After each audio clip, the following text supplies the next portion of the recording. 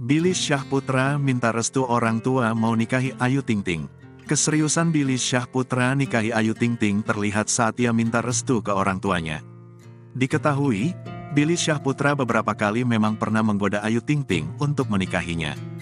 Bahkan ungkapan tersebut juga pernah terucap tak lama setelah dia putus dari Amanda Manopo. Kali ini, adik Olga Syahputra itu kembali menggoda ibu satu anak itu. Dia kembali mengungkapkan keinginannya untuk menjadikan Ayu Ting Ting sebagai pasangan hidupnya. Bahkan kini, Billy Syahputra terpergok meminta restu ke orang tuanya.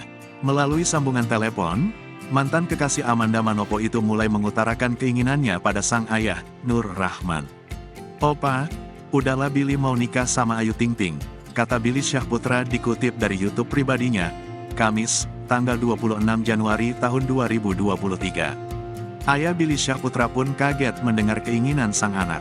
Dia lantas meminta adik mendiang Olga Syahputra untuk bertanya dulu pada Ayu Ting Ting. "Entar dulu coba tanya dulu," ujar Nur Rahman.